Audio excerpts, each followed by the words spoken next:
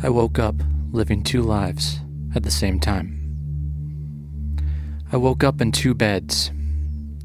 That's the simplest way I can explain it, though it doesn't come close to describing what it felt like.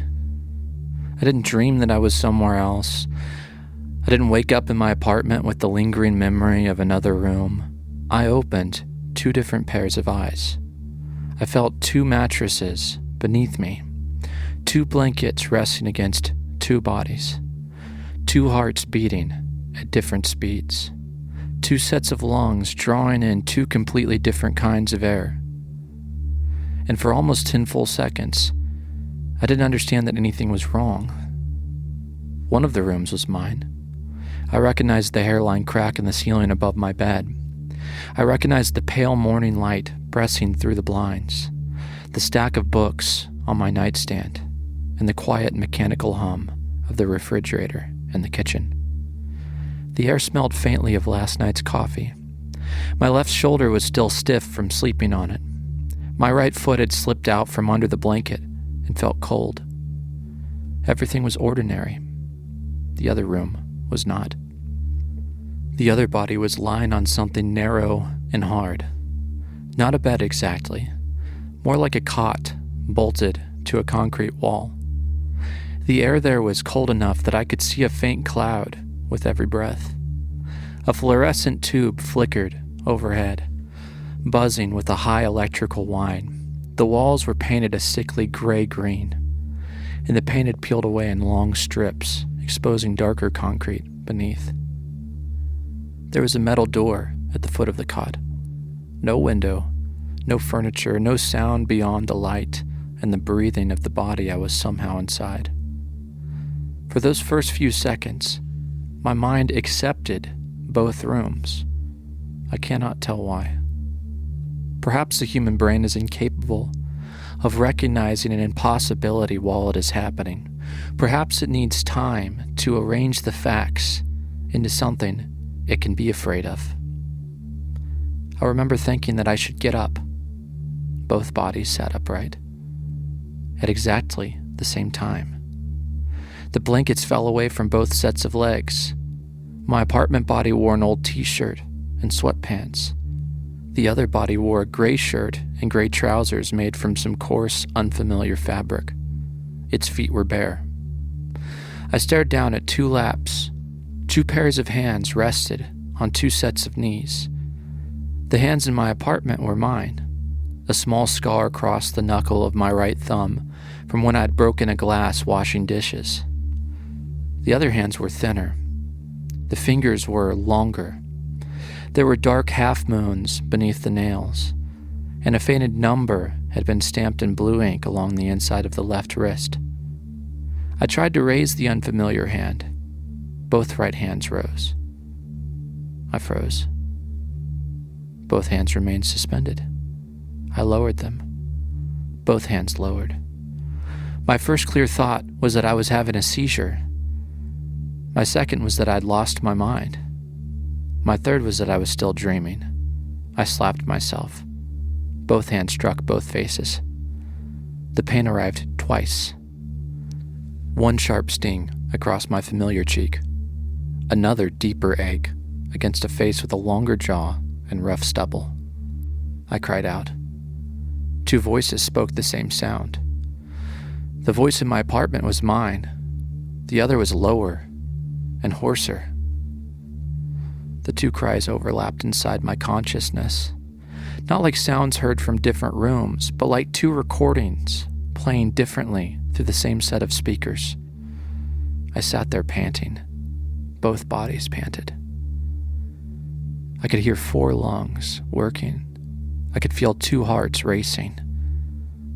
I closed my eyes. All 4 eyelids closed. For a moment, there was only darkness. Then I opened them again. 2 rooms returned. I tried to focus on my apartment. The other room didn't disappear, but it seemed to recede slightly, as if viewed through fogged glass. When I focused on the concrete room, my apartment became distant. That was the first rule I discovered. I could perceive both places, but I couldn't give them equal attention. One would sharpen while the other blurred. I concentrated on my apartment and turned toward the edge of the bed. Both bodies turned. My apartment body placed its feet on the carpet. The other body swung its bare feet onto freezing concrete. I stood. So did the other body. For one breath, I remained balanced in both places. Then I took a step toward my bedroom door.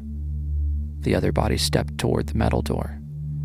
Same movement, same stride, different distances. My bedroom door was 6 feet away. The metal door was closer.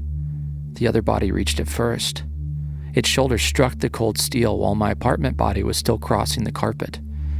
I stumbled in both places. My apartment body caught itself against the dresser. The other body hit the door hard enough to make it rattle. Pain flared through the unfamiliar shoulder. I stopped moving. That was when fear truly arrived. Not the sudden fear of a loud noise or a shadow in the dark, the deeper kind. The kind that begins when the mind realizes the rules governing reality have changed and may never come back. I stood motionless in 2 rooms, trying to breathe slowly. Every breath happened twice. Every small shift of weight was mirrored. I turned my apartment head toward the mirror above the dresser. The other head turned toward the concrete wall. I saw my own reflection in one world and nothing in the other. I was 34 years old, pale from too much time indoors, hair standing up on one side, eyes wide and bloodshot. The unfamiliar body had no mirror. I lifted both hands and touched both faces. My fingers traced 2 different noses, 2 different mouths, 2 different sets of cheekbones. The other body was not another version of me. It was someone else, someone I'd never seen before. But when I moved, it moved. When I breathed, it breathed. When I spoke, it spoke. I tried to say my name. Daniel. The word came from both mouths. The unfamiliar voice made it sound like someone else's name. I asked, "Where am I?" Both voices asked. My apartment answered with silence. The concrete room answered with an echo. I remained there for what may have been 5 minutes, perhaps longer. Time was already becoming difficult to measure. The light outside my apartment suggested morning. The fluorescent light in the other room revealed nothing. There were no clocks in either bedroom. Eventually, I decided that standing still would solve nothing. I needed my phone. It was charging on the nightstand behind me. To reach it, I would have to turn around. The other body would turn away from the metal door. That seemed harmless enough, though. I turned carefully. Both bodies rotated. My apartment body now faced the bed and nightstand. The other faced the cot and the concrete wall behind it. I took one small step. Both took one. The apartment body moved toward the phone. The other moved toward the cot. Another step. My shin struck the edge of the cot. Pain cracked upward through the unfamiliar leg. My apartment body lurched forward and nearly fell onto the bed. I stopped again. I began to understand the problem. The bodies occupied different spaces. The same movement didn't carry them through the same environment. Every step had 2 consequences. Every turn pointed 2 faces toward 2 different things. If one body walked down a clear hallway while the other stood before a wall, the second would walk into it. If one climbed stairs while the other crossed a flat floor, the legs would not rise correctly. If one sat in a chair where the other had nothing behind it, one would fall. The simplest acts had become negotiations between 2 worlds. I moved sideways, always tiny shuffling steps, until my apartment body reached the nightstand without driving the other body into the cot again. I picked up the phone. The other hand closed around empty air. My phone recognized my face and unlocked. For a moment, relief was so intense that I nearly cried. I had access to the world. I could call someone, an ambulance, the police, my sister, anyone. Then I imagined trying to explain this. I'm controlling two bodies. One of them is trapped somewhere. I don't know whose body it is. Whatever I do here, he does there. I stared at the emergency call button. My other hand remained clenched around nothing in the cold room. I dialed 911. Both thumbs moved, but only one touched a screen. The phone rang. The sound filled my apartment ear, while the other ears listened to fluorescent buzzing. 911, what is the address of your emergency? A woman's voice, calm, professional. For several seconds, I said nothing. Hello? Can you hear me? Yes, both mouths spoke. The lower voice echoed through the concrete room. What is the address of your emergency? I gave her my address. What's happening there? I don't know. Are you injured? No, I mean, not exactly. Is anyone else in the apartment? I looked around my bedroom. No. The other voice said no, to an empty cell. Are you in immediate danger? I looked at the metal door in the other world. I think so. What kind of danger? I tried to explain. I truly did. I told her I'd woken up disoriented.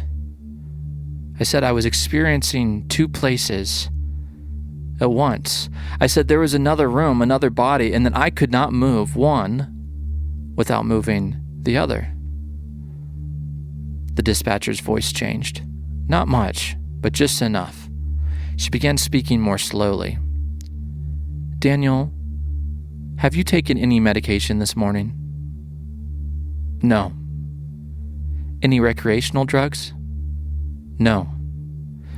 Do you have a history of seizures or hallucinations? No. Is there a weapon in the apartment? The question frightened me more than it should have. No, there's not. Can you unlock your front door for the officers? I looked toward my bedroom door. To reach the front door, I would have to leave the bedroom, cross the hall, walk through the living room, and pass around the kitchen counter. In the other world, I had no idea what lay behind the metal door. I don't know.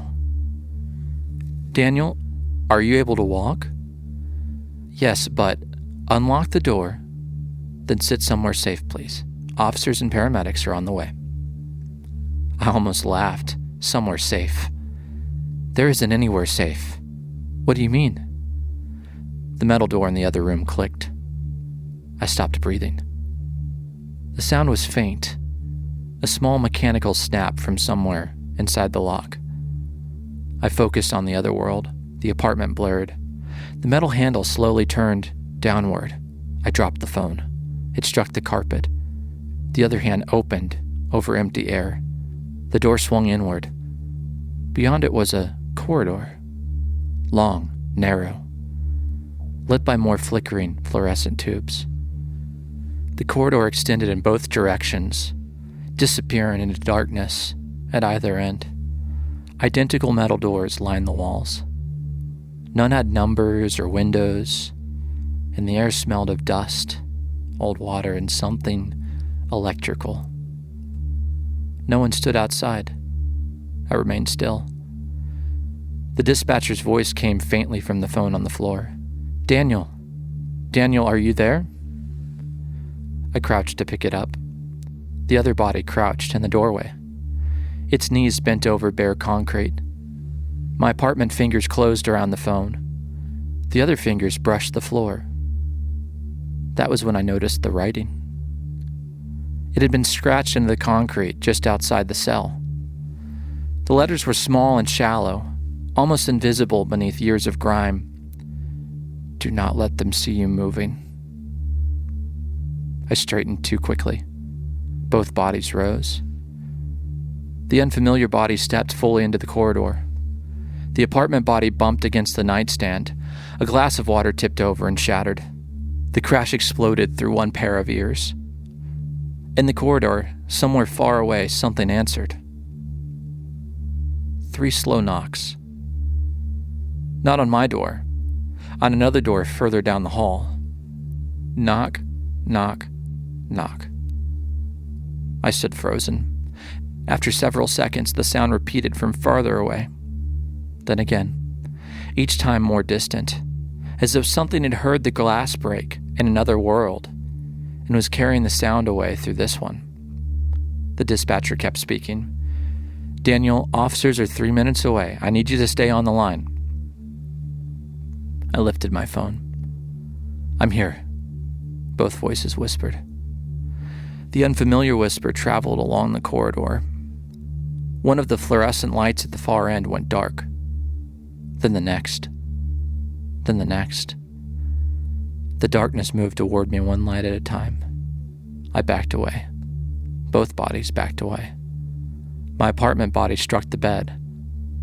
The unfamiliar body stepped into the cell again. I kicked the metal door shut. In my apartment, my foot kicked empty air. The door slammed.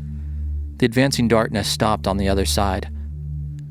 I could hear something outside. Not footsteps. Breathing. Very slow breathing. The dispatcher asked me another question, but I couldn't process it. I watched the gap beneath the metal floor. A shadow crossed it, then stopped. A thin sound came from the corridor. Someone whispered my name. "Daniel." Not through the unfamiliar body's voice. Someone else, something outside the door, knew my name. I dropped the phone again. This time the dispatcher heard me scream. The police arrived 4 minutes later. By then the corridor outside the cell was quiet again. I had managed to cross my apartment by moving in short, careful steps while keeping the other body inside the narrow cell. The process took nearly 10 minutes. To move my apartment body through the bedroom doorway, I had to angle the unfamiliar body between the cot and the metal door. To cross the hall, I shuffled the other body along the cell wall. Twice its shoulders struck concrete. Once its bare foot caught beneath the cot frame and tore the skin from one toe. The pain was all real. It belonged to that body, but I felt it. When I reached the front door, I found it difficult to operate the lock because the unfamiliar hand was scraping across the wall at the same height. I unlocked the apartment. Then I lowered both bodies to the floor. The apartment body sat with its back against the front door. The other sat against the cold wall beside the cot. When the officers knocked, I opened the door without standing. 2 police officers looked down at me. A paramedic stood behind them. Their faces were cautious. They asked whether I knew my name. I told them. The other body spoke into the cell. They asked what day it was. I didn't know. That answer seemed to concern them. They asked whether I'd taken anything. I said no. They asked whether I'd slept. I said I'd woken up 15 or 20 minutes ago. By then, more than 40 minutes had passed. They checked my pupils. Both sets of eyes followed the pen light, though only one saw it. The paramedic took my blood pressure while the other arm extended into empty air. One of the officers noticed. "What are you doing with your left hand?" I looked. My unfamiliar hand was pressed flat against the concrete wall, helping that body remain upright. My apartment hand mirrored that position, palm raised beside my head. I'm keeping myself from falling. The officer looked at the empty air behind my hand. "You're sitting on the floor." "Not there." He glanced at the paramedic. That glance told me everything. They believed I was psychotic. Maybe I was. Even now, I can't prove that I wasn't. But if it was madness with consistent architecture. The cold floor beneath the other body remained cold. The torn toe continued to bleed. The stamped number remained on the wrist. The fluorescent light kept buzzing. The metal door remained shut. They took me to the hospital. Getting down the stairs was nearly impossible. My apartment was on the 3rd floor. The stairwell in my building had 2 flights, separated by a landing. The paramedics tried to guide me, but I refused to let them hold my arms. I couldn't explain that every movement they imposed on one body would be forced upon the other. When I lifted my foot to descend the first stair, the unfamiliar body lifted its foot in the cell. There was no stair beneath it. It stomped the concrete. The imbalance threw both bodies sideways. I grabbed the apartment railing. The other hand struck the metal door. The paramedics thought my knees had buckled. They brought a chair. That was worse. If I sat in the stair chair, the other body would sit where there was nothing. I fought them. Not violently, but desperately enough that the police threatened to restrain me. Finally, I allowed them to carry me. They strapped my apartment body into the chair. The unfamiliar body mimicked the seated posture in midair. Its legs trembled. Its back bent against nothing. As the paramedics tilted the chair down the stairs, the other body pitched backward and struck the concrete floor. Its head hit hard. White light burst across half my vision. I lost consciousness for perhaps 2 seconds. When I came back, the apartment body was still strapped into the chair. The other body lay on its back in the cell with blood warming the hair behind its head. That was when I began to wonder what would happen if one died. The thought arrived without warning and never left. Would I continue in the surviving body? Would the dead body become silent, leaving me half blind but alive? Would I feel death in full? Would consciousness split? Would I die in both places because one half of the system had failed? There was no way to test it safely. From that moment on, every danger doubled. At the hospital, they placed me in a curtained room in the emergency department. A nurse drew blood. Another attached electrodes to my chest. The unfamiliar body underwent the same motions, alone in the cell, lifting its shirt, extending its arm, lying on the cot when I lay on the hospital bed. The spaces aligned better than my apartment had. Both bodies could lie flat. For the first time since waking, I could rest without one of them striking something. Doctors came and went. They asked about alcohol, drugs, psychiatric history, head injuries, family illnesses, stress, sleep, work, and whether I'd had thoughts of harming myself. I answered as clearly as I could.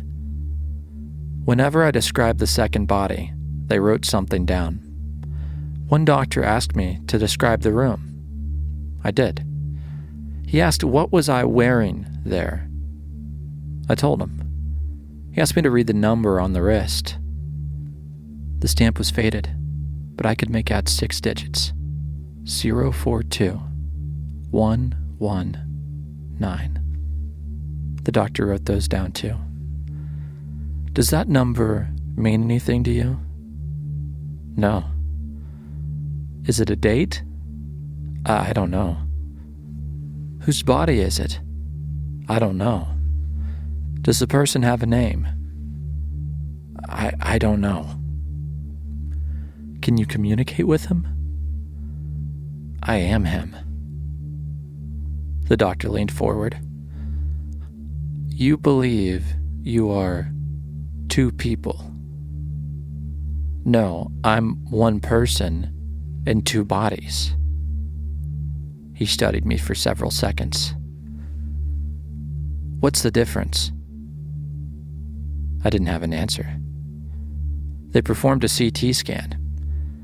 Getting into the machine required the unfamiliar body to slide beneath the cot because the movement was duplicated.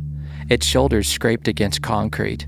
Dust filled its nose. The CT machine roared around my apartment head, while the unfamiliar head lay beneath rusted springs. The scan showed nothing abnormal. Blood tests showed nothing useful. No drugs. No infection. No obvious neurological problem. A psychiatrist spoke with me in the afternoon. By then, I was exhausted from sorting 2 streams of sensation. Every hospital sound overlapped with the electrical hum of the cell.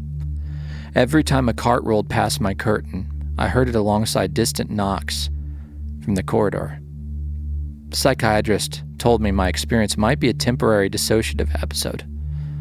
He said extreme stress could produce perceptual distortions. I asked him whether those distortions could feel cold. He said yes. I asked whether they could bleed. He said the mind was capable of producing powerful sensations. I asked whether my mind could invent a place I had never seen in perfect detail. He asked me how I knew I'd never seen it. I stopped answering after that. As evening approached in my world, the light in the cell never changed. The hospital brought food, soup, crackers, gelatin, and a plastic cup of water. I was starving in both bodies. That created another problem. Only one body had food. When my apartment body lifted the spoon, the unfamiliar hand raised nothing toward its mouth. When I swallowed soup, one stomach received it. The other remained empty. Yet I experienced both hunger and fullness at once. I ate slowly. The unfamiliar body chewed air. A nurse watched from the doorway. I could see her trying not to react. That night they admitted me for observation. They gave me a private room because I was agitated and frightened the other patients. The hospital bed aligned with the cot well enough that I could lie in both places. The nurse gave me something to help me sleep. I didn't want it. Sleep felt dangerous. I had no reason to believe both bodies would wake together. What if one slept while the other remained conscious? What if the mind lost control of one? What if something entered the cell while I was sedated? The nurse insisted the medication was mild. I pretended to swallow it and hid the pill beneath my tongue until she left. Later, I spat it into a tissue. The unfamiliar mouth also spat onto the floor. Hours passed. Hospital lights glowed through the crack beneath my door. The fluorescent light buzzed above the cot. I tried to count my breaths. 1, 1, 2, 2, 3, 3. The rhythm slowly synchronized. The hospital heart and the unfamiliar heart began beating together. For a few minutes, I almost felt peaceful. Then something knocked on the metal door. 3 times. Knock, knock, knock. My hospital body jerked upright. The unfamiliar body sat up on the cot. Silence followed. Then a voice spoke from the corridor. Daniel. I didn't answer. The voice came again. Daniel, are you awake? It was my sister's voice. Perfectly. Not similar, not an imitation. My sister Rachel lived 2 states away. I hadn't called her. No one at the hospital knew her name. Daniel, the voice said. Open the door. I pressed both hands over both mouths. The voice became softer. Please, I need you.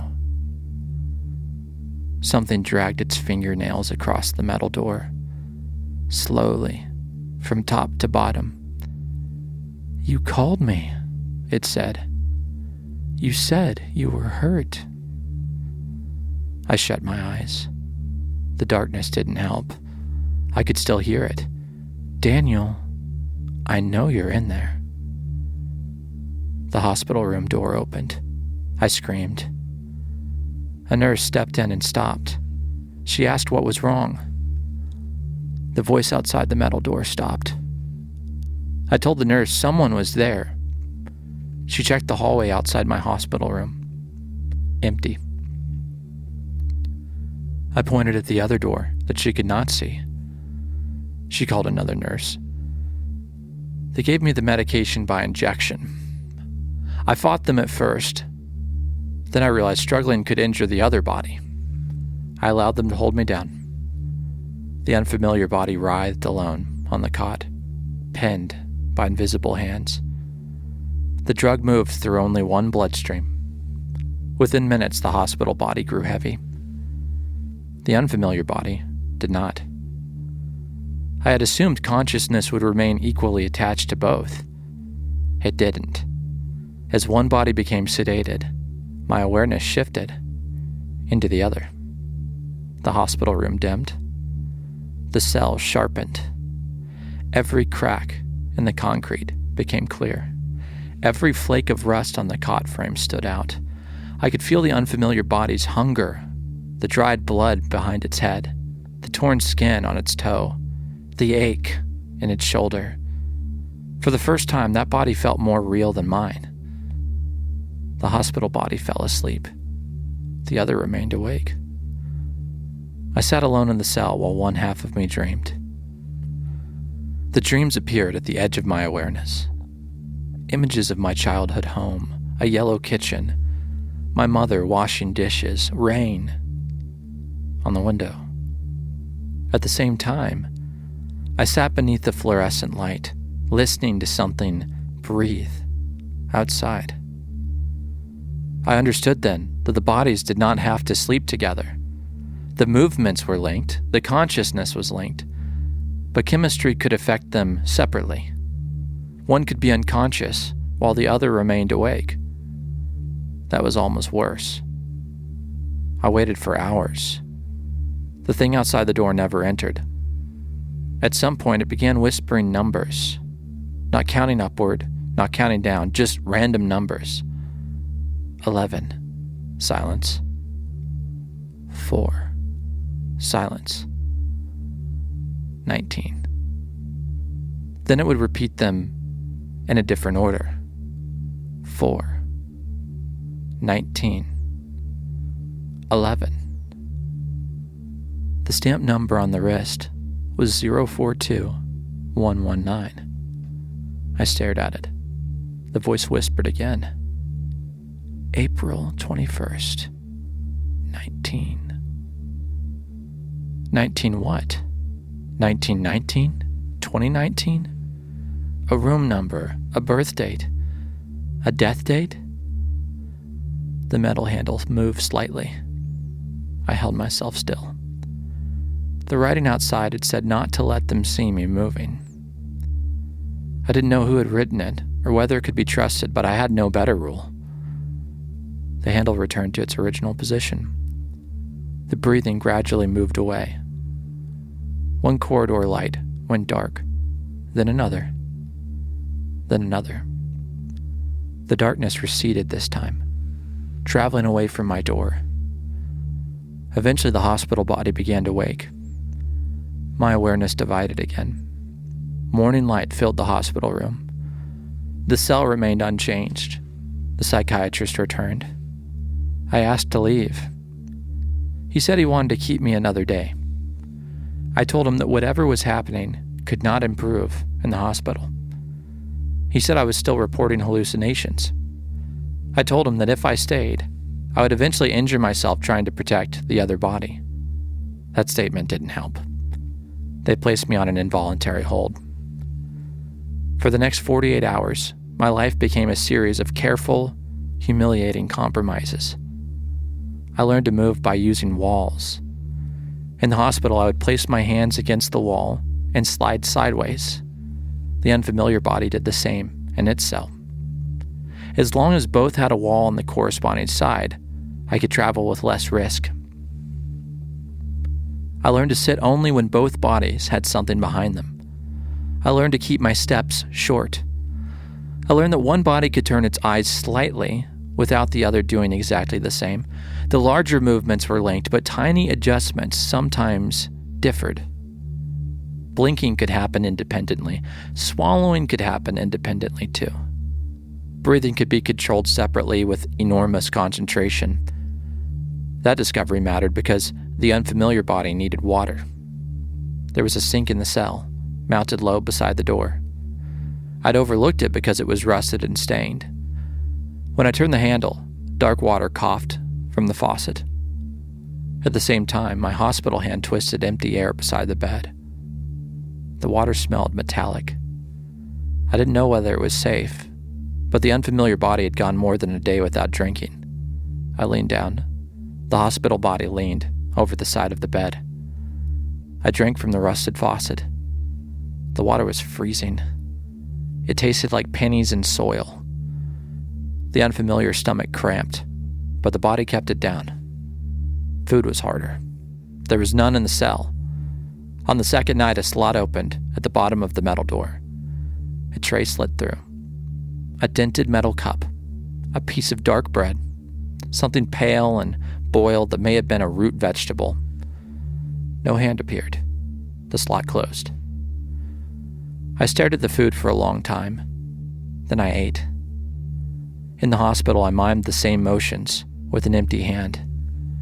A security camera in the corner recorded me chewing nothing. The next morning, the psychiatrist asked me what I'd eaten. I told him. He asked how it tasted. Old. He wrote that down. On the third day, I stopped trying to convince them. I told the psychiatrist the second world had disappeared. I said I understood that it had been a hallucination. I said I'd felt embarrassed.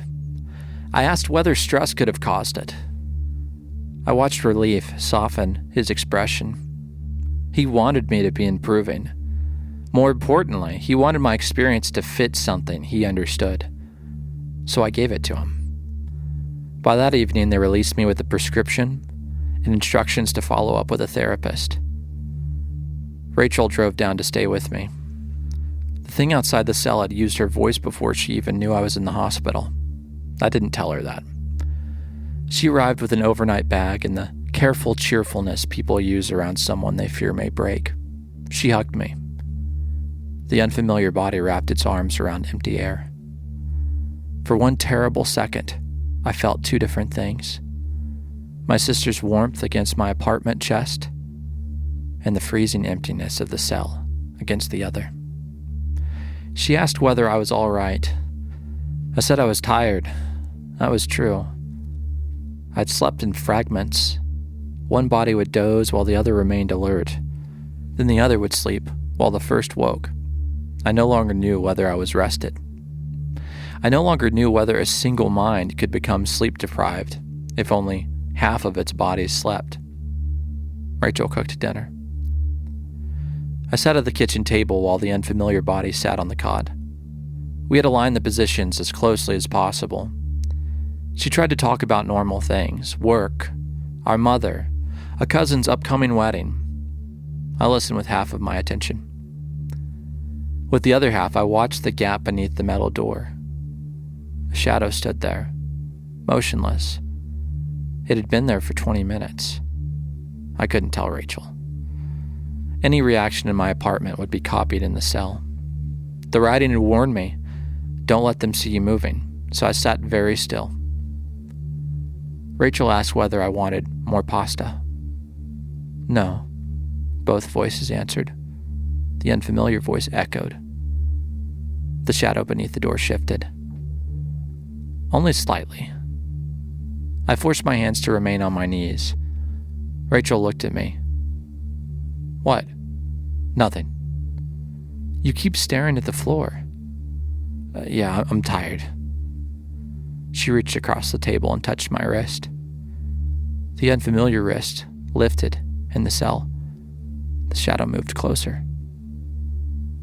Something thin slid beneath the door. At first, I thought it was a wire.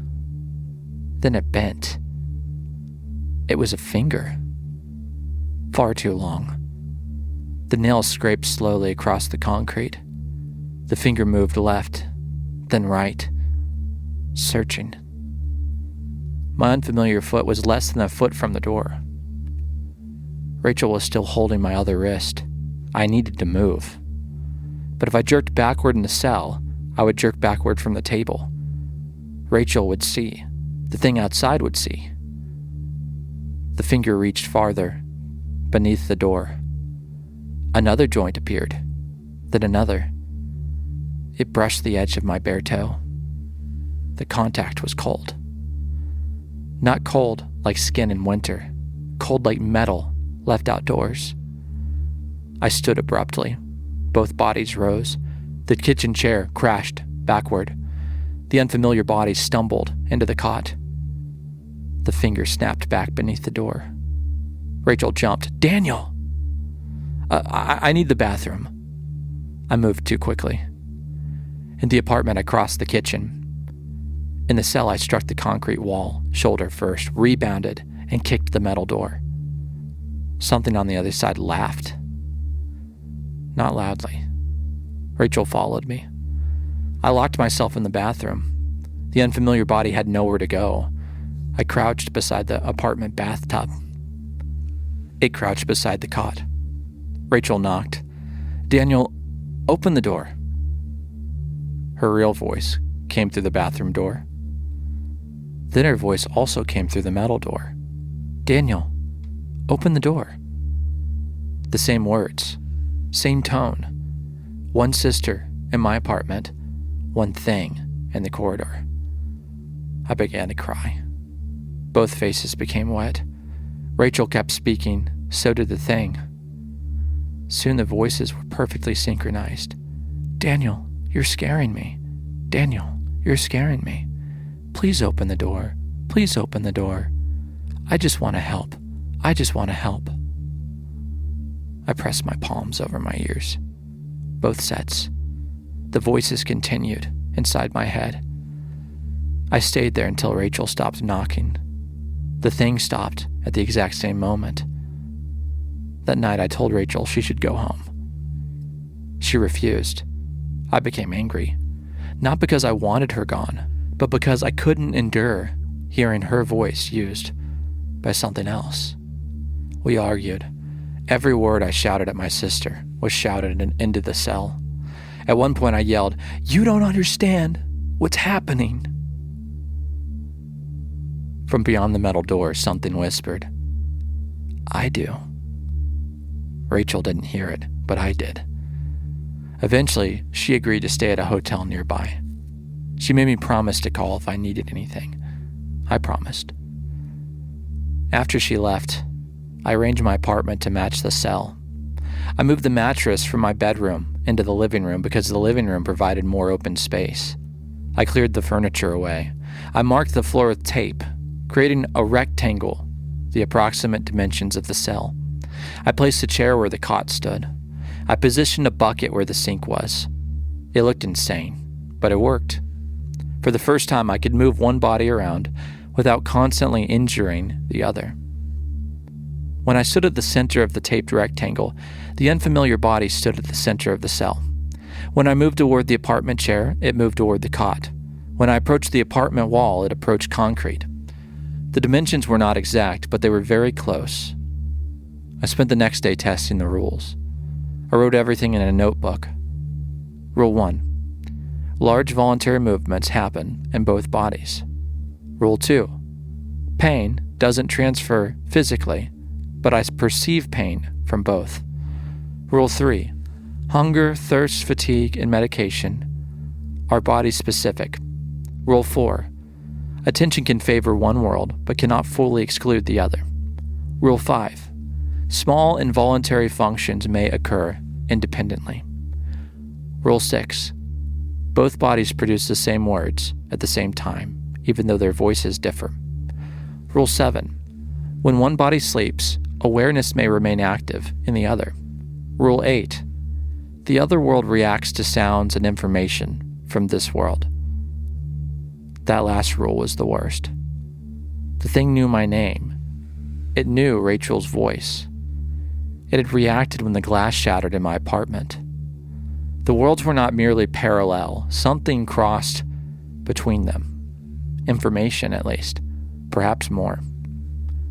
I began searching the internet. I tried every phrase I could think of. 2 bodies, 1 consciousness. Mirrored movement hallucination. Walking in 2 places at once. Shared motor control. Separate bodies. The searches produced neurological disorders, philosophy forums, science fiction stories, and discussions of twins. Nothing resembled my experience. Then I searched the stamped number, 042119. There were millions of results. Dates, addresses, product codes. I added terms. 042119 facility. 042119 patient. 042119 missing person. On the third page of results, I found an archived news article. The article was dated April 23rd, 2019. The headline read, "Local man missing after abandoned hospital fire." The photograph beneath it showed the unfamiliar face. I knew it immediately. I'd never seen it in a mirror, but I'd touched its features for days. I recognized the long jaw, the deep-set eyes, the narrow nose. His name was Elias Vale. He had been 29 years old. He worked as a surveyor.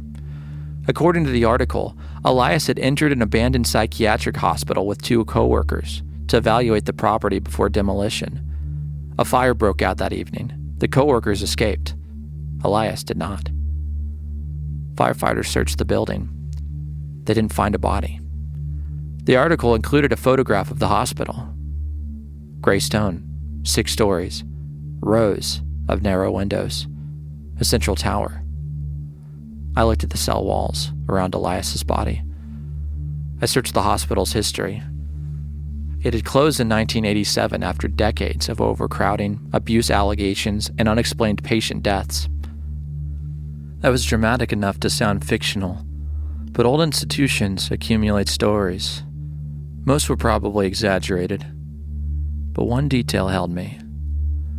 The hospital had a restricted basement wing used for isolation. No architectural plans for that wing were available online. The article about the fire included the date Elias disappeared. April 22nd, 2019. 042119. The number stamped on his wrist was not an identification number. It was the date he vanished. I read the article 3 times. Then I searched his name. His social media account still existed. Photographs of camping trips, a dog, a woman named Mara who appeared repeatedly beside him, a post from his mother on the anniversary of his disappearance. 7 years had passed in my world, but Elias's body looked no older than the man in the photographs. I whispered his name. Elias. Both mouths spoke. The lower voice changed when it said the word. Not in sound, in feeling. Something moved beneath the surface of the body. A memory that was not mine flashed through me. A red pickup truck. Rain on a windshield. A woman laughing with her feet on the dashboard. Then it vanished. I nearly fell. I said his name again. Another image. A dog running along a lake shore. A house with green shutters. A hospital hallway filled with smoke. A metal door closing. Then darkness. I stopped. Elias was not entirely gone. His body carried memories. Maybe consciousness was not as simple as one occupant replacing another. Maybe I hadn't taken control of an empty body. Maybe some part of him remained, compressed beneath me. I found Mara online. Her profile was private, but her employer was listed. She worked at a library less than 2 hours from my apartment. I considered contacting her. What could I say? I'm currently inhabiting the body of your missing boyfriend, but only in a place I can't locate? No, I chose not to. Instead, I searched property records for the hospital. It had been demolished in 2020. The land was now a distribution center. The building in which Elias's body stood no longer existed. At least not in my world. I spent hours comparing photographs of the hospital to what I could see through the cell door. Eventually, I opened it. The corridor was empty. The scratch warning remained on the floor, "Do not let them see you moving." I stepped out. My apartment body stepped beyond the taped rectangle into the kitchen. I had cleared a straight path. For the next hour, I explored. The cell stood in a basement corridor lined with identical doors. Most were locked. Some opened onto empty rooms. Others contained cots, sinks, and dark stains. One contained a wall covered in writing. Hundreds of names had been scratched into the paint. Some were followed by dates, some by tally marks, some by phrases. I moved closer. The apartment body approached the kitchen wall. I traced the writing with both hands. The messages overlapped. Do not answer voices you know. They cannot move while you watch them. Sleep facing the door. If you see yourself, run. One body is a door. 2 bodies are a hallway. 3 bodies are a house. Near the floor, written in letters so small I had to kneel, someone had scratched, "You are not the first thing to wake up inside you." I backed away. A sound echoed from the far end of the corridor. A footstep, then another, slow, evenly spaced. I focused down the hallway. A figure stood beneath a flickering light. Human shape, gray clothing, head lowered. It was too far away to see clearly. I remained motionless. The figure remained motionless. They can't move while you watch them. I stared. Seconds passed. My eyes began to water. One set blinked. The other did not. The figure seemed closer. I couldn't be certain. I stared harder. My apartment phone rang. The sound tore my attention away. I glanced toward it, only for a fraction of a second, but when I looked back, the figure stood halfway down the corridor. Its head remained lowered. Its arms hung at its side. I froze. The phone kept ringing. The figure didn't move. My eyes burned. I shifted attention toward the apartment just enough to identify the caller. Rachel. I couldn't answer. If I looked away, the figure would advance. I began walking backward while keeping my eyes fixed on it. The apartment body walked backward through the kitchen. Elias's body retreated toward the cell. The figure remained still. I reached the doorway. My heel struck the raised metal threshold. In the apartment, nothing blocked me. Elias's body fell backward. Both bodies fell. The apartment body hit the floor. Elias's body struck the cell floor. My gaze broke. When I looked up, the figure was kneeling in the doorway. Its face was inches from mine. It had Elias's face. Not exactly. The features were arranged correctly, but the expression was empty. Its eyes were open too wide. Its mouth hung slightly parted. It looked like a person trying to wear a memory of a human face. I screamed and kicked. Both bodies kicked. My apartment foot struck a cabinet. Elias's foot struck the figure's chest. It fell backward without bending, like a board tipping over. I slammed the metal door. The apartment hand slammed a cabinet door hard enough to crack the hinge. Something struck the cell door from outside. Once, then again, and again. The impacts continued for hours. Every strike vibrated through the metal. I sat with my back against the door, bracing it. My apartment body sat against the kitchen cabinet. Rachel called 11 times. I didn't answer. The impact stopped just before morning in my world. I waited another hour before moving. Then I called Rachel. She was furious and frightened. I told her I'd been asleep. She knew I was lying. She asked whether I was taking the medication. I said yes. She said she was coming over. I told her not to, but she came anyway. By then, I decided to contact Mara. I needed someone who had known Elias, someone who could verify the memory, someone who might know why he entered that hospital. Mara answered my email that afternoon. I'd only written that I possess information about Elias's disappearance and needed to speak privately. Her reply came back within 6 minutes. She asked who I was. I gave her my number. she called immediately. Her voice triggered another memory. A train platform, a blue scarf, Elias saying goodbye. I nearly dropped the phone.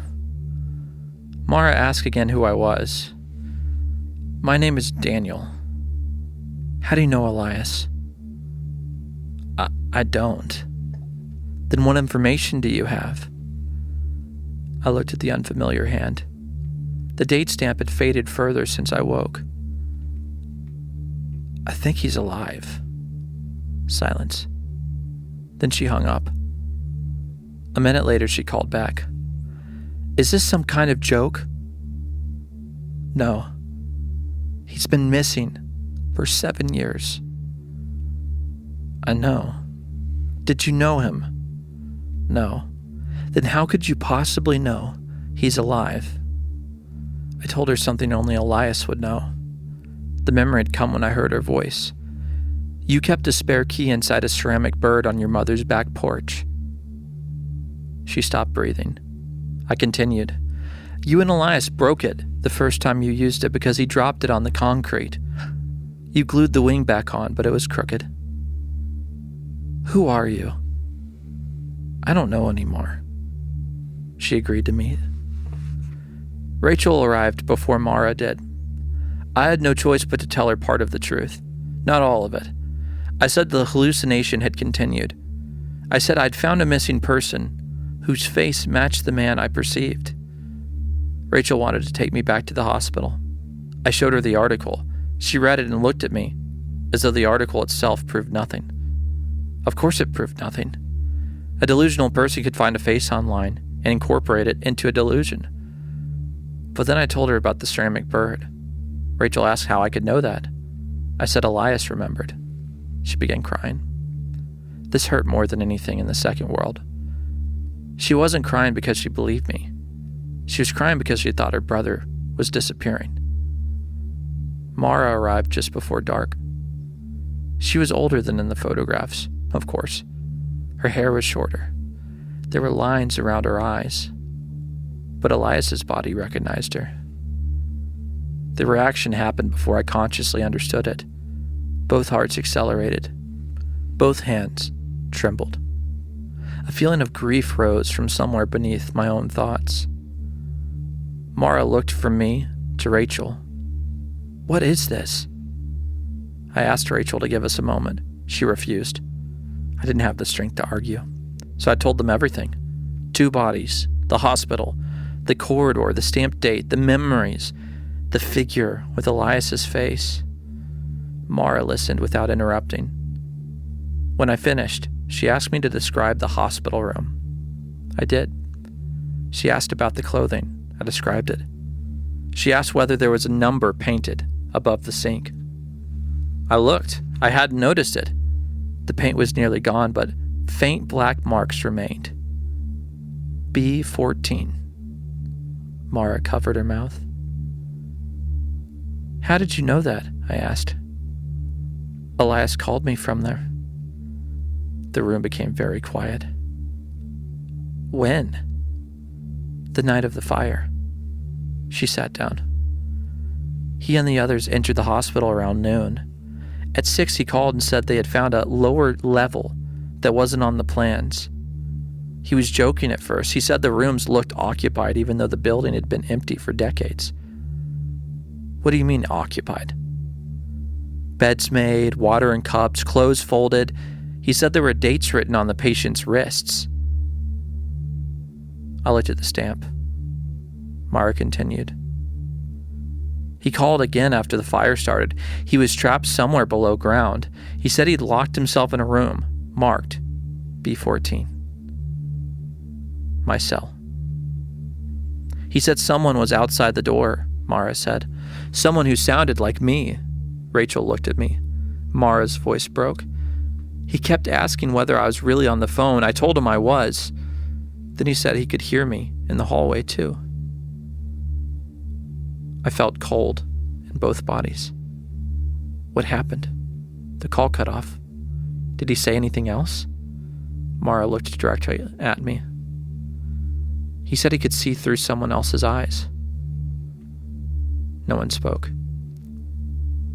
Mara reached into her bag and removed an old phone. The screen was cracked. I kept the voicemail. She opened an audio file. Static filled the room. Then Elias's voice spoke. The same low, hoarse voice I heard every time I talked. "Mara, don't hang up." A woman's voice replied faintly. "I'm here." Elias breathed rapidly. "There's someone outside. Stay away from the door." "It sounds like you." On the recording, another voice whispered in the background. Mara's voice. "Elias, open the door." The real Mara on the phone began crying. The recording continued. "I can see a room," Elias said. "A bedroom. There's a man asleep. I can feel him breathing." My stomach turned. "What man?" Mara asked on the recording. I don't know. I think I'm moving him." A crash. Elias swore. Then he said something so softly Mara increased the volume. "If I die here, I think I go into him." The recording ended. I stared at the phone. "What date was that?" I asked. "April 21st, 2019. 7 years earlier." Mara looked at me. "How old are you?" 34.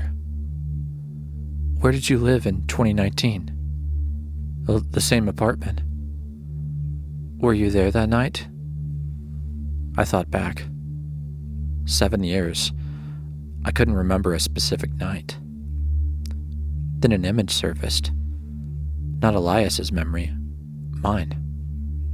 Waking, suddenly in bed, a strange pressure in my chest. The feeling that someone had spoken my name. I'd gone to the bathroom, drunk water, and returned to sleep. Nothing more. Perhaps everyone has nights like that. Perhaps the memory meant nothing. But Elias had seen me. Years before I saw him. The connection had existed before I woke. "What happened to Elias after the call?" Rachel asked. Mara shook her head. "No one knows." I did. At least partly. He hadn't escaped. He had remained in the cell. Perhaps for 7 years. Perhaps for only a night in his world. Time didn't align. That explained why his body had not aged. It also created a worse problem. If time moved differently, I couldn't predict anything. An hour here might be a day there. A year there might pass while I slept here. Or the ratio could change. Mara asked whether she could speak to him. I don't think he can answer. But he remembers me. His body remembers. She knelt in front of me. In the cell, Elias's body faced the metal door. Mara took my hands. My other hands lifted before the door. "Elias," she said.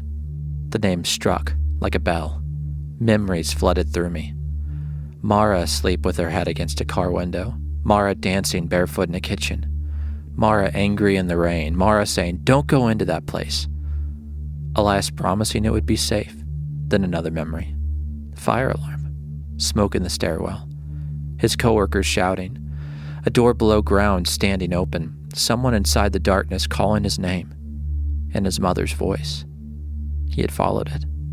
Not because he believed it was his mother. Because the impossible voice made him curious. That curiosity had led him to B14. I pulled my hands away. Elias's mouth moved before I decided to speak. "I'm sorry." Mara went pale. The voice was mine in the apartment, but the words did not feel entirely mine. She whispered, "Elias?" My head shook.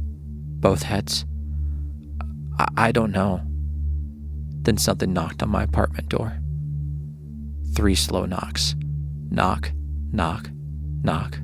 At the same time, the same sound struck the metal door. All 3 of us looked toward the apartment entrance.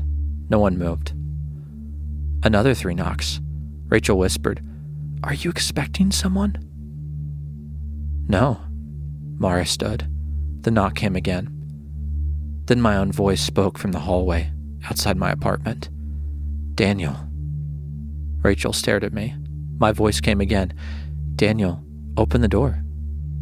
On the other side of the metal door, the same voice whispered, Daniel, open the door.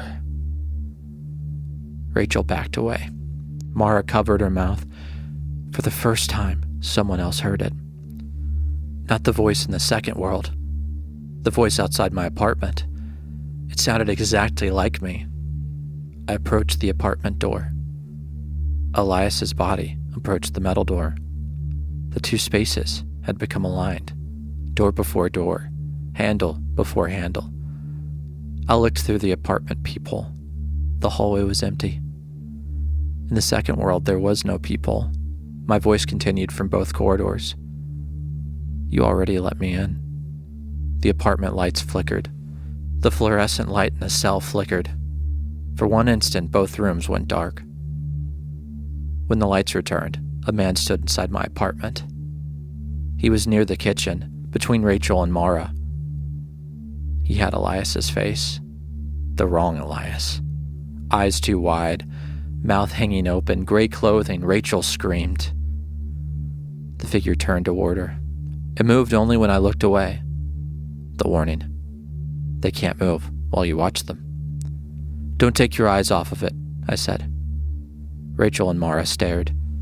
The figure froze. Its head remained angled toward Rachel. What is that? She whispered. I don't know. We formed a triangle around it. As long as one of us watched, it couldn't move. At least that was what I hoped. Then I heard footsteps in the cell corridor. More than one set, approaching from both directions. I couldn't watch the apartment figure and the cell door equally. My attention split. The apartment blurred. The cell sharpened. The metal handle began turning. Keep watching it, I told them. Where are you going? Rachel asked. I'm still here. I focused on the second world. The metal door opened. The corridor outside was filled with people. Dozens of them, men and women in gray clothing. Some wore hospital gowns, some wore modern clothes, some wore clothing from decades earlier. Everyone stood perfectly still. Every face was turned toward me. Some looked normal. Others wore faces that seemed copied imperfectly. At the center stood a woman. She appeared to be in her 40s. Her hair was tied back. One sleeve of her coat was torn. Unlike the others, she blinked. You're awake, she said. My apartment mouth repeated the words. Rachel glanced at me. The apartment figure twitched forward. Watch it, I shouted. Rachel snapped her gaze back. In the corridor, the woman raised her hands. So did I. My apartment body raised its hands. The figure in my apartment remained still. The woman looked confused. You're mirrored, she said. What does that mean? How many? How many what? Bodies. 2. She stared at me. Then looked past me into the cell. No, she said. What? You only know about 2. The people behind her began smiling. All at once, the woman stepped forward. I stepped forward. My apartment body moved toward the frozen figure. Rachel yelled. I stopped. The woman stopped. Don't move me, I said. I'm not. Her eyes widened. She lifted one hand. My hand did not lift. She wasn't linked to me. She was testing something else. Good, she whispered. You're still alone in the motion. What are they? The ones that failed. Failed what? To remain themselves. She looked at the copied faces around her. Some wake in 2 bodies, some in 3, some in more. At first, they think the problem is movement. It isn't. What is the problem? Memory. One of the smiling people turned its head. The woman looked at it and froze again. You start carrying memories from every body, she said. Then habits, fears, desires. Eventually, you can't tell which thoughts began with you. I thought of Elias apologizing to Mara through my mouth. What happens then? You stop being one person controlling many bodies, her voice lowered. You become a place where many people are trapped. The corridor lights flickered. The crowd seemed closer afterward. What are the copies? I asked. Empty movements. I don't understand. When a person loses track of which body contains the original will, the others keep moving. Controlled by what? She looked at the smiling faces. Whatever was waiting beneath us. The apartment figure opened its mouth. Rachel and Mara were both watching it, but its lips moved anyway. You already let me in, it said. The woman heard the words through my other mouth. Her face changed. It crossed? Yes.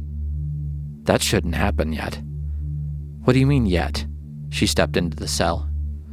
I remained still. The crowd stayed in the corridor. Listen carefully, she said. The worlds are not worlds. What are they? Positions. Positions where? She looked upward. Inside something that is trying to stand. I didn't understand. Perhaps no answer could have helped. She continued quickly. Every linked body creates distance it can cross. 1 body is a door, 2 are a hallway, 3 are a house. The writing on the wall. What happens with 4? I don't know. How many do you have? Her expression became strangely empty. 6. When a child's voice came from her mouth. 7. She slapped both hands over her lips. The crowd surged forward, 1 step. The woman backed away. Close the door, she said. How do I stop it? You don't. Then how have you survived? I choose 1 body every day. What happens to the others? I leave them still. For how long? As long as I can. The child's voice spoke again, through her mouth. She forgets us. The woman began to cry. Close the door. I stepped backward. My apartment body stepped toward the copied Elias. It was close enough to touch. Mara shouted my name. I tried to stop, but Elias's heel caught the cell threshold. Both bodies stumbled. My shoulder struck the copied figure in the apartment. The moment we touched, a 3rd place opened. There's no better word for it. It didn't fade into view, it arrived complete. A 3rd set of lungs inhaled. A 3rd heart began beating inside my awareness. A 3rd pair of eyes opened. I saw a child's bedroom. Blue walls. Glow-in-the-dark stars on the ceiling. Toy cars scattered across the floor. Night beyond the window. The body was small. A child. Perhaps 6 years old. It was lying beneath a blanket. I could feel tears drying on its face. I could hear someone moving downstairs. The copied Elias grabbed me in the apartment. Its hands closed around my shoulders.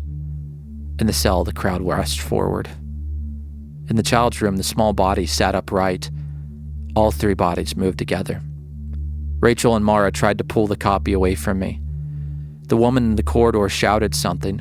The child's bedroom door stood open. Footsteps began climbing the stairs, slowly, 1 step at a time.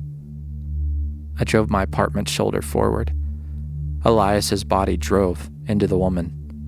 The child's body threw itself out of bed. The copy fell backward. The crowd collapsed around me.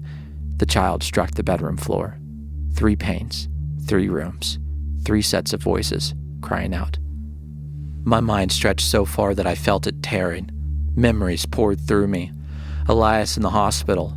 The child hiding beneath the kitchen table. My mother washing dishes. Mara on a train platform. A man downstairs calling the child's name.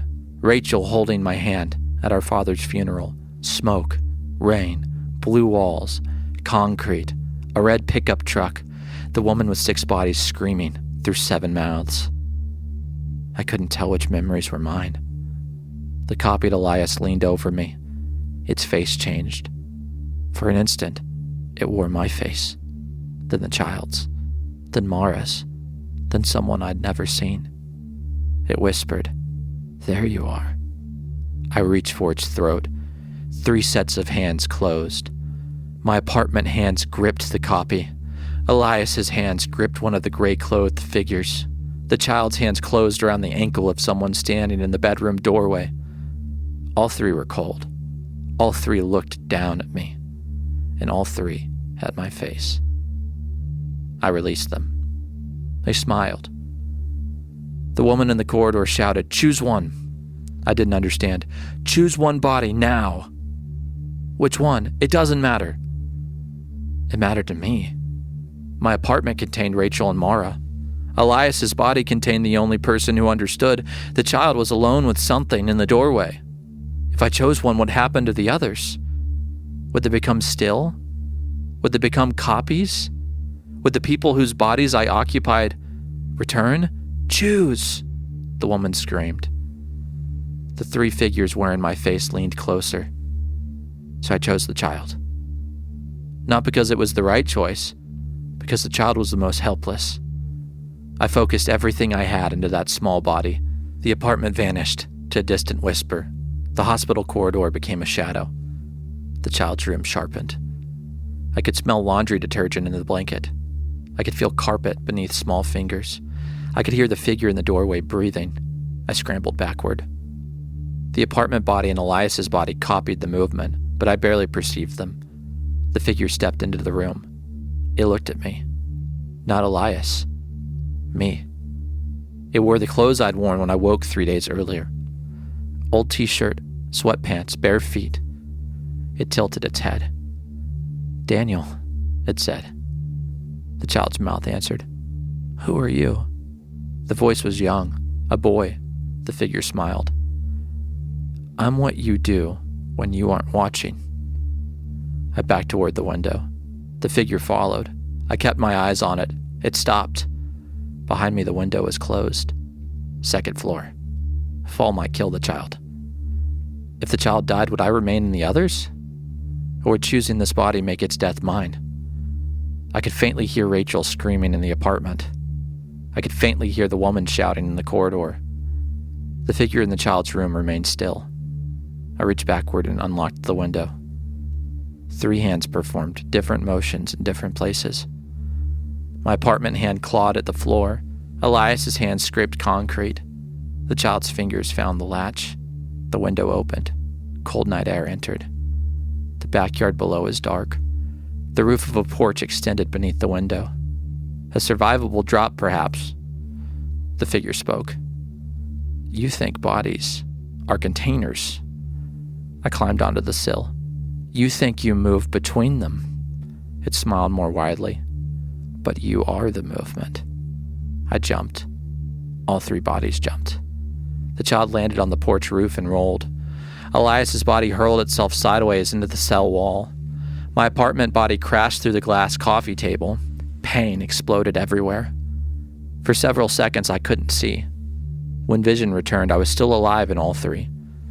The child slid down the porch roof and dropped into the yard. In the apartment, Rachel pressed towels against a deep cut in my arm. The copied Elias was gone. In the hospital, the crowd had vanished. The woman with 6 bodies lay, unconscious, in the corridor. The 3 figures wearing my face were gone. I ran. The child ran across wet grass. Elias's body ran down the hospital corridor. My apartment body tried to rise while Rachel held it down. The movements conflicted. The child needed long strides. The hospital corridor contained debris. My apartment body was injured. Every step became chaos. I fell, again and again. The child reached a wooden fence. Elias reached a stairwell. My apartment body reached the front door. I couldn't navigate all 3. The woman had told me to choose one. I focused on the child again. The small hands climbed the fence. The other bodies mimicked the climbing motion. Elias clawed at a concrete wall. My apartment hands climbed the door. Rachel begged me to stop. I dropped into an alley behind the house. A street lamp glowed at the far end. I ran toward it. The footsteps followed. Not one set, many. Every dark window along the alley contained a face. All mine. Some old, some young, some male, some female. Each watching from a different body I had not yet discovered. The realization slowed me. The woman had been right. I didn't have 3 bodies. I knew about 3. There was a difference. Behind my awareness, I could feel others, faint, sleeping, drugged, injured, newborn, dying. Bodies scattered across places and times I could not comprehend. Tiny pulses, different breaths, a field of unopened eyes. The thing was not trying to enter me.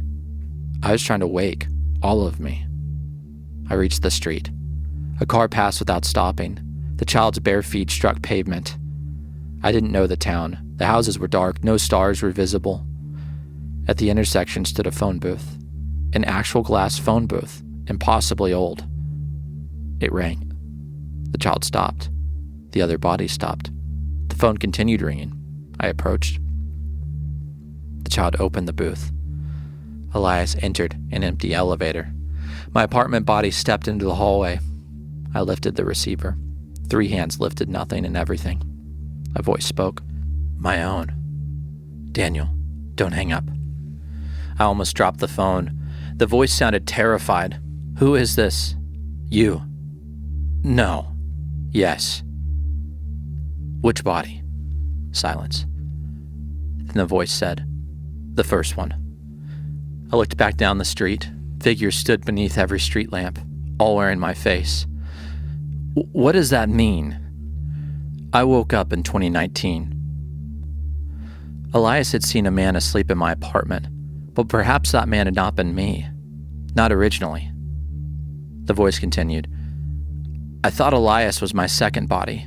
He wasn't. He was the next one. Who were you? I don't remember. The words made me nauseated. The first person in the chain had forgotten his name, or her name, or its name. Why am I controlling them? You aren't. Then who is? We all are. I don't understand. Neither do I anymore. The figures beneath the streetlights took one synchronized step. I watched them. They stopped. The voice on the phone said, every time one of us dies, the movement continues in the others. So we survive? No. What happens? We lose the person who knew where the movement came from. The figure stepped again, closer. What happens if all the original minds are gone? The voice began to cry. That's what is speaking to you. The line went dead. The phone booth light flickered. The figure stood at the edge of the light. I couldn't watch all of them. There were too many. One moved whenever I looked at another. They approached in increments. A shoulder shifting, a foot sliding, a head turning. I backed against the glass. In the apartment, Rachel was calling emergency services. In the hospital, Elias's body had reached the stairwell. The woman had awakened and was crawling after him. Choose one, she screamed again. I understood now. Choosing one body was not about controlling movement. It was about deciding which consciousness remained central. Every body carried a person, Elias, the child, me, others. If I spread myself across all of them, the boundaries would erode. The thing beneath us would inherit the shared motion. I had to remain Daniel. But how? What made me Daniel? My memories? Some already belonged to Elias. My body, I had 3. My voice? 3 voices spoke every word. My history. The voice on the phone had suggested even that was borrowed. I searched my mind for something unmistakably mine, a memory no other body could claim. My father, teaching me to ride a bicycle. But had it happened to me? I saw the driveway clearly, his hand on the back of the seat, his laughter when I crashed into the hedge. Then another memory overlaid it. Elias riding beside a lake. The child on a red tricycle. Someone else falling from a horse. Someone else learning to walk beneath a yellow sky. The memories blended. I couldn't isolate myself. The figures reached the phone booth. Hands pressed against the glass. Dozens of my faces stared inward. The child began to scream. Elias screamed. My apartment body screamed. Every distant body behind my awareness stirred. A hospital room, a battlefield, a crib, a sinking car, a desert road, a room with no gravity, a house filled with clocks. Eyes opened everywhere. Too many. The world became a shattered mirror. I saw hundreds of places, thousands. Everybody moved at once.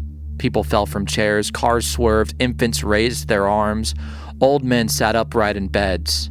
A woman dropped a knife. A pilot pulled back on a control stick. A prisoner struck a wall. A swimmer kicked toward the surface. A man on a ledge stepped forward. The same motion traveled through all of us. One consciousness could not control it. One human mind could not even perceive it. The thing beneath the movement rose. For a moment, I felt its shape. It wasn't a creature. It had no body because bodies were what it used to understand shape. It had no mind because minds were the rooms through which it passed. It existed in the relationship between one action and another, and the impossible fact that a hand could rise here because a hand had risen somewhere else. It was symmetry without distance, an echo that came before the sound, and it was almost awake. I did the only thing I could think to do. I stopped moving. Not merely the three bodies, all of them. I held every muscle still. The child stood inside the phone booth. Elias stood on the hospital stairs. My apartment body lay bleeding near the front door. The pilot froze. The swimmer stopped kicking. The man on the ledge stopped falling forward. The infant's hands remained raised. Across countless worlds, we became statues. The thing pressed against the inside of us. It wanted motion. It needed repetition.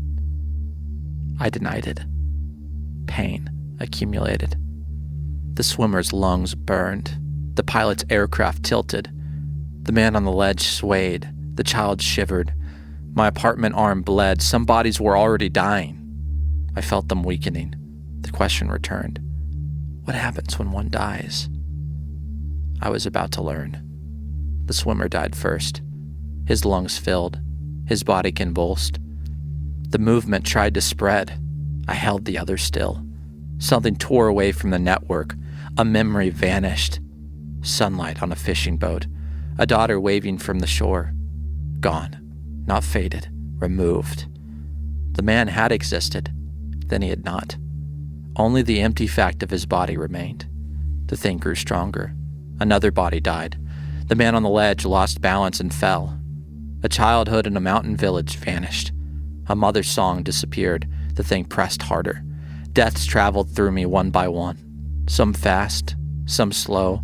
Each carried a universe of memories. Each disappearance left more room for the thing. I realized stillness would not defeat it. It would only kill us until nothing remained but movement. So I moved one body. Only one. My apartment body.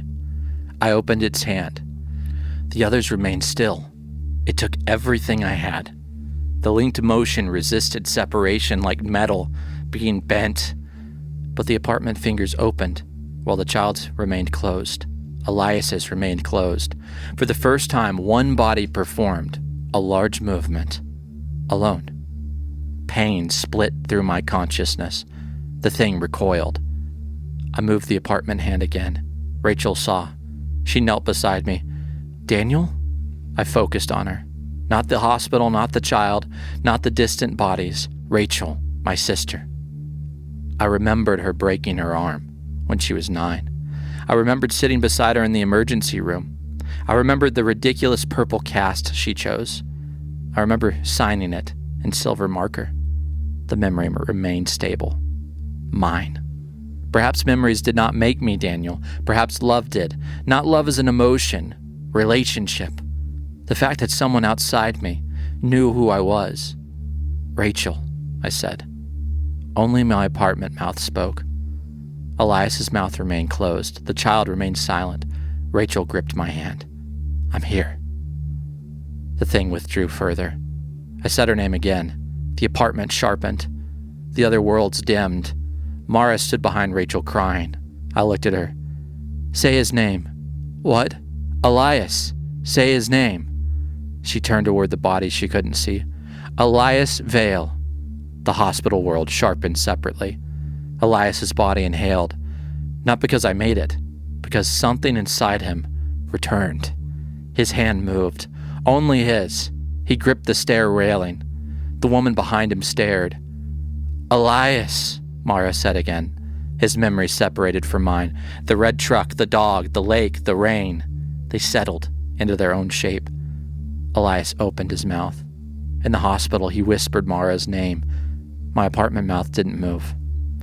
I couldn't hear his thoughts. For the first time, he wasn't me. The connection remained, but the control was broken. The child still stood in the phone booth. Figures surrounded the glass. I didn't know his name. Without his name, without someone who knew him, I couldn't separate him.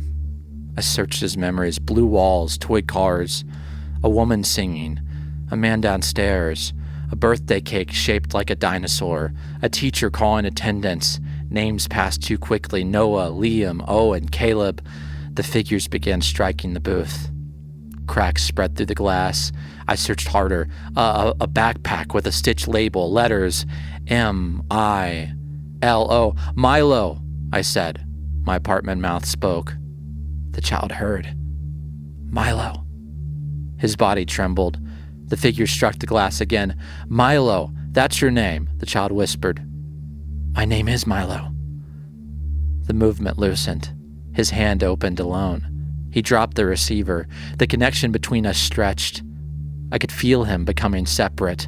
Run, I told him. He ran. Only he ran. The phone booth shattered behind him. The figures followed. His world receded. I saw him sprint toward a lit house. A woman opened the door. She screamed his name. Milo crossed the threshold. Then his world vanished from me. Not like death, like a door closing. He was alive, separate. Elias's world faded next. Before it disappeared, I saw Mara press her hand against the air.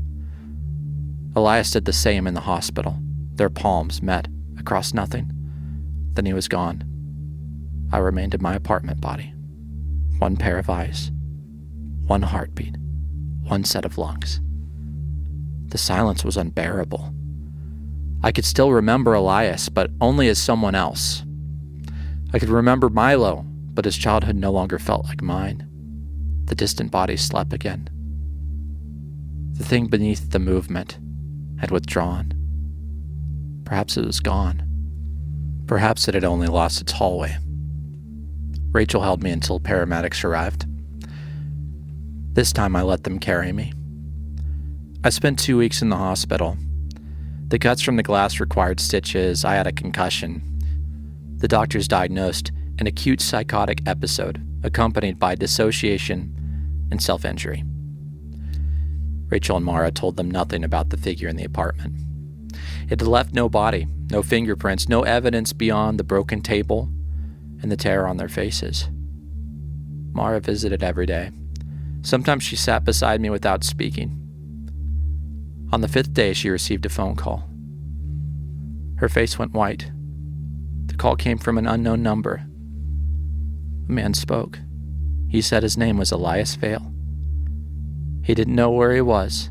He was standing inside the ruins of a building that had been demolished 6 years earlier. In our world, the distribution center occupied the site, but several miles away, police found Elias walking beside a highway. He wore gray clothing. He hadn't aged. His feet were bleeding. The date, April 21st, 2019, was stamped on his wrist. Mara went to him. I didn't. I didn't know what I would say. Elias remembered the hospital. He remembered the cell. He remembered sharing my movements. He remembered me. But he didn't remember the 7 years between his disappearance and return. For him, less than a week had passed. Milo was harder to find. I had no surname, no town, no idea whether his world was even mine. I searched missing child reports for boys named Milo, but there were way too many. Perhaps he returned to his mother. Perhaps the woman at the lit house was something else. I'll never know. For several months, nothing happened. I returned to work. I moved out of the apartment. Rachel convinced me to live closer to her. I attended therapy. I took the medication. Not because I believed the diagnosis, but because ordinary routines helped rebuild the borders of my life. I learned to enjoy having one body. I would raise a hand simply to watch only one hand rise. I would walk through crowded places without calculating a second floor plan. I would sit without wondering whether one body had a chair. Small freedoms became miracles. Elias and Mara moved away. We exchanged occasional messages. He struggled with the years he had lost. His mother had aged, his dog had died. Friends had married, moved, and changed. He had escaped the hospital, but time had taken everything it couldn't reach before. Once he asked whether I still sensed the others. I told him no. That was true then. It's not true now. 3 nights ago, I woke in my new bedroom. One bed, one body, rain against the window. For a moment, everything was ordinary. Then I heard another heartbeat. Very faint. Not mine. I remained still. A second set of lungs drew breath somewhere far away. Then a third. Then a fourth. They didn't wake fully. They hovered at the edge of perception like sleepers turning beneath blankets. I sat up. Only my body moved. The others remained still. That should have comforted me, but it didn't. On the wall across from my bed, someone had written a message. The letters were shallow, scratched into the paint. I'd never seen them before. 1 body is a door. 2 bodies are a hallway. 3 bodies are a house. Beneath those words, a new line had been added. A line I'd never seen in the hospital. A line written in handwriting identical to mine. A house is only useful if something wants to live inside it. I left the room. I stayed at Rachel's house. The next morning, I returned with her and found the wall blank. No scratches, no message, nothing. Last night, I dreamed of the phone booth. It stood alone beneath a streetlight. The phone rang. I answered. No one spoke. I listened for nearly a minute. Then I heard a child breathing. "Milo?" I asked. The breathing stopped. A man's voice whispered, "No." It sounded like Elias. Then Mara said no. Then Rachel. Then my mother. Then hundreds of voices I didn't recognize all said the same word. No. Finally, my own voice spoke. Not through the receiver, from somewhere directly behind me. "You separated the bodies," it said. "You didn't separate the movement." I woke before I could turn around. I was in one bed. I opened one pair of eyes. I felt one heart beating, one set of lungs drawing air. I remained still until sunrise. This morning, I found dirt on my bare feet. There was a blue number stamped inside my wrist. 072626. Tomorrow's date. I haven't told Rachel. I haven't called Elias. I don't know what the number means. Perhaps it's the day another body wakes. Perhaps it's the day this one disappears. Perhaps it's not a date at all. I keep looking at my hands. Every few minutes, one finger moves. Only slightly. A small twitch. Most people wouldn't notice it. I notice it. Because I'm not the one doing it. And somewhere far away, in a room I cannot yet see, something has begun practicing how to move me.